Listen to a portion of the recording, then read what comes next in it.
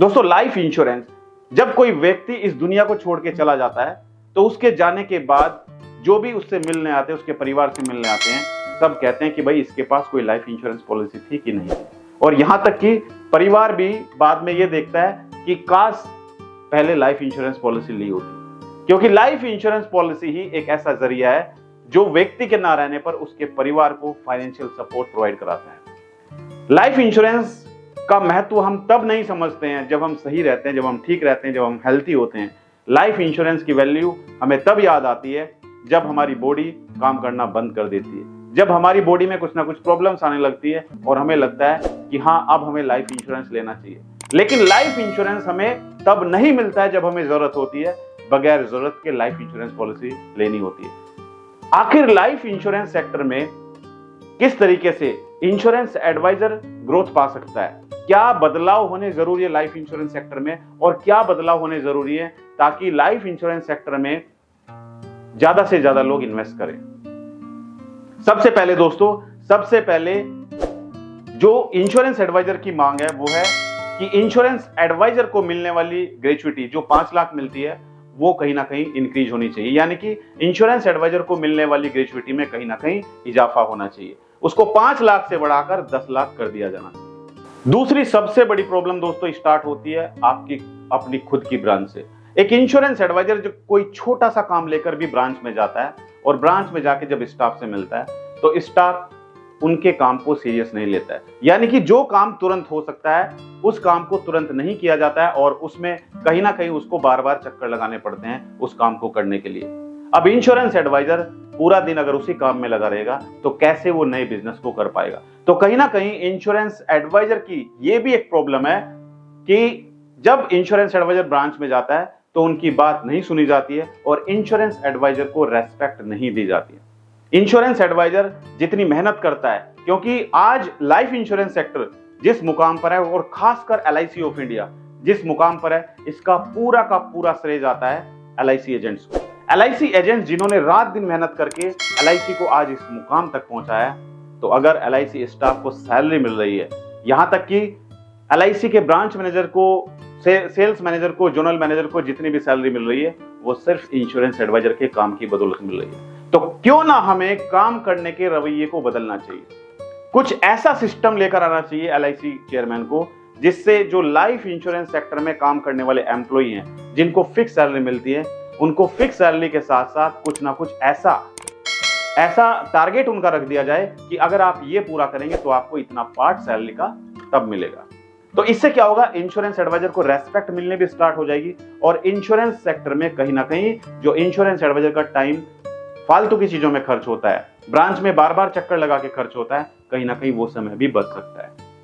तीसरा सबसे बड़ा बदलाव होना चाहिए दोस्तों, ये ATC की लिमिट को 1.5 लाख से बढ़ाकर 2 लाख किया जाना चाहिए ताकि जो इन्वेस्टर हैं वो इन्वेस्टमेंट करें लाइफ इंश्योरेंस सेक्टर में और वो ATC का बेनिफिट ले पाए। एक सबसे बड़ा बदलाव जो कहीं ना कहीं इंश्योरेंस एडवाइजर की डिमांड है वो है कि इंश्योरेंस में जब वो पॉलिसी बेचने के लिए मार्केट में जाते हैं तो कस्टमर कहता है कि भाई प्रीमियम टर्म इंश्योरेंस का बहुत ज्यादा है, यानी कि टर्म इंश्योरेंस के ऊपर जो GST लगती है वो लगती है 18%।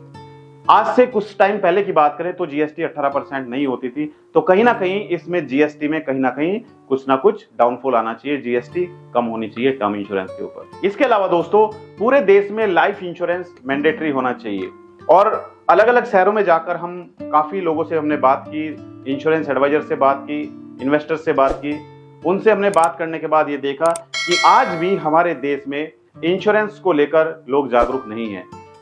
हम गाड़ी का इंश्योरेंस तो कराते हैं, वो क्यों कराते हैं, ट्रैफिक पुलिस के चालान से बचने के लिए, लेकिन कहीं ना कहीं डर है कि अगर हमारी गाड़ी का इंश्योरेंस नहीं होगा तो हमारा चालान काट दिया जाएगा। इसी तरीके से क्यों ना लाइफ इंश्योरेंस के लिए भी कोई ऐसा रूल बनना चाहिए इंडिया में कि अगर किसी व्यक्ति का लाइफ इंश्योरेंस पॉलिसी नहीं है तो जैसे ही वो बाहर निकले, ऐसे जिस तरीके से ट्रैफिक पुलिस चालान काटते, इसी तरीके से कोई ऐसे एम्प्लॉय अपॉइंट करने चाहिए भारत सरकार को कि वो रोड पर जाकर चेक करे कि किसका लाइफ इंश्योरेंस है और किसका लाइफ इंश्योरेंस नहीं है। जिसका लाइफ इंश्योरेंस नहीं होगा तो उसके आधार कार्ड से ही पता चल जाएगा कि इस व्यक्ति का लाइफ इंश्योरेंस नहीं है और उसका चालान काट दिया जाएगा। यानी कि पेनल्टी के डर से लोग अपना बीमा कराएंगे, अपना लाइफ इंश्योरेंस कराएंगे, क्योंकि लाइफ इंश्योरेंस आज हमें लाइफ इंश्योरेंस की महत्वता नहीं पता है, लेकिन कल अगर हम नहीं रहे, उसके बाद हमारे परिवार को जब इधर उधर भटकना पड़ता है, तब जाके कहीं ना कहीं लाइफ इंश्योरेंस का महत्व पता चलता है। तो पूरे देश में कोई ऐसा कानून बनना चाहिए, और मेरी मांग है भारत सरकार से कि भारत सरकार कोई ऐसा नियम लेकर आए जिससे हमारे देश में लाइफ इंश्योरेंस और हेल्थ इंश्योरेंस मैंडेटरी हो जाए। एक और बदलाव जो मुझे लगता है वो है दोस्तों, आपने भी देखा होगा, जिन लोगों ने आज से लगभग 10 साल पहले LIC पॉलिसी में इन्वेस्ट किया होगा, या वो इंश्योरेंस एडवाइजर जो 10 साल से ज्यादा समय से इंश्योरेंस सेक्टर में है, जब आपने पहले कोई पॉलिसी सेल की होगी, जैसे LIC की जीवन सरल पॉलिसी थी, उन पॉलिसीज में टैक्स नहीं लगता था, यानी कि प्रीमियम के ऊपर कोई भी टैक्स नहीं लगता था। लेकिन आज के समय में अगर कोई कस्टमर पॉलिसी लेता है तो उसको टैक्स भी पे करना होता है। इंश्योरेंस एडवाइजर की इनकम पर भी कहीं ना कहीं इसका प्रभाव पड़ा है। अगर किसी इन्वेस्टर को 50,000 रुपए इन्वेस्ट करने हैं तो उसका बजट है 50,000, वो आपको 50,000 का चेक ही काट कर देगा, उसमें GST इंक्लूड होगा। तो यानी कि आपका जो बेसिक प्रीमियम था वो बेसिक प्रीमियम 50,000 नहीं रहा, वो बेसिक प्रीमियम आपका टैक्स काटकर जो बचा वो बेसिक प्रीमियम हुआ, यानी कि लगभग 47,000 या फिर 46,000 का प्रीमियम आपका होगा। तो इंश्योरेंस एडवाइजर को जो कमीशन मिलेगा वो 46,000 प्रीमियम के ऊपर कमीशन मिलेगा। लेकिन आज से 10 साल पहले जितना प्रीमियम कस्टमर पे करता था, उस पूरे प्रीमियम के ऊपर इंश्योरेंस एडवाइजर को कमीशन मिलता था। तो कहीं ना कहीं ये सबसे बड़ा लॉस है इंश्योरेंस एडवाइजर के लिए। मेरी मांग है भारत सरकार से कि भारत सरकार या फिर LIC कहीं ना कहीं कोई ऐसा नियम लेकर आए जिसमें जो प्रीमियम है, प्रीमियम के ऊपर कहीं ना कहीं जो टैक्स लगता है वो टैक्स ना लगे। तो ये कुछ ना कुछ बदलाव हैं जो इंश्योरेंस सेक्टर में होने बहुत जरूरी है, जिससे इंश्योरेंस एडवाइजर की इनकम भी बढ़ेगी और साथ साथ कस्टमर्स भी ज्यादा से ज्यादा पैसा इंश्योरेंस सेक्टर में इन्वेस्ट करेंगे।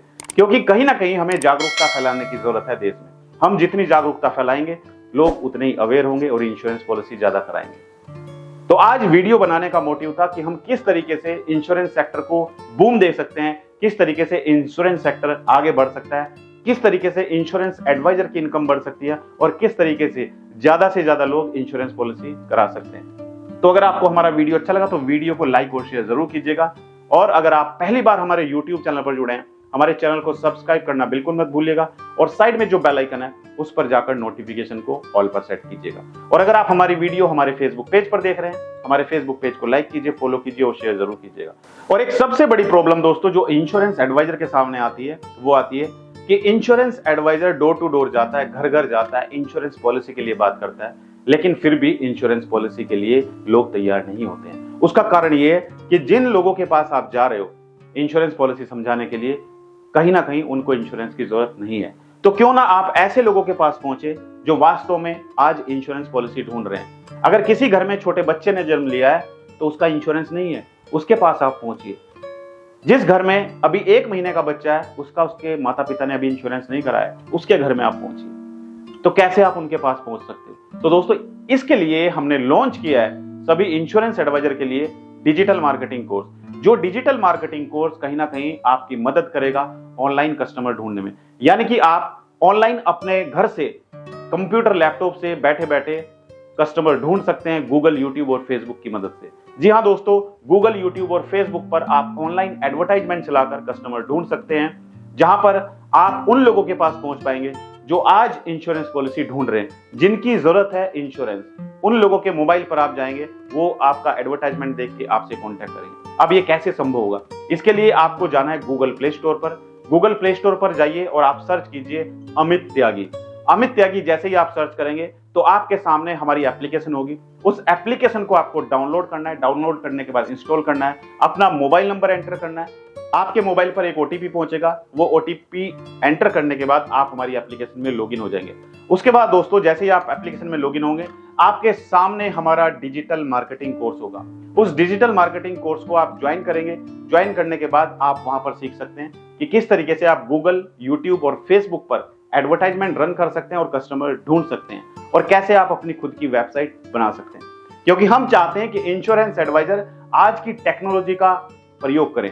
आज जिस तरीके से LIC अपने इंश्योरेंस एडवाइजर को ऑनलाइन लेकर आना चाहती है, उसी तरीके से हम भी चाहते हैं कि आप भी ऑनलाइन कस्टमर ढूंढना सीखें। LIC ने आपके लिए लॉन्च किया है आनंद एप्लीकेशन, ताकि आप एप्लीकेशन से ऑनलाइन पॉलिसी लॉगिन कर पाएं। और हमने लॉन्च किया आप लोगों के लिए डिजिटल मार्केटिंग कोर्स, ताकि आप अपने लिए ऑनलाइन कस्टमर ढूंढ पाए। तो अगर आप भी चाहते हैं ज्वाइन करना तो जल्दी से ज्वाइन कीजिए। और अगर आप किसी पर्टिकुलर टॉपिक के बारे में वीडियो चाहते हैं तो आप मुझे कमेंट करके बता सकते हैं। मैं एक सेपरेट वीडियो लेकर आऊंगा, जो आप कमेंट करेंगे उन कमेंट्स में से हम एक कमेंट चुनेंगे और एक सेपरेट वीडियो लेकर आएंगे। तो अगर आप भी चाहते हैं तो आप हमें कमेंट कर सकते हैं, और वीडियो अच्छा लगा तो भी आप कमेंट कर सकते हैं। तो मेरी शुभकामनाएं आप सभी के साथ हैं। आप जरूर MDRT, COT, TOT और गैलेक्सी क्लब मेंबर बने। Thank you so much, all the best.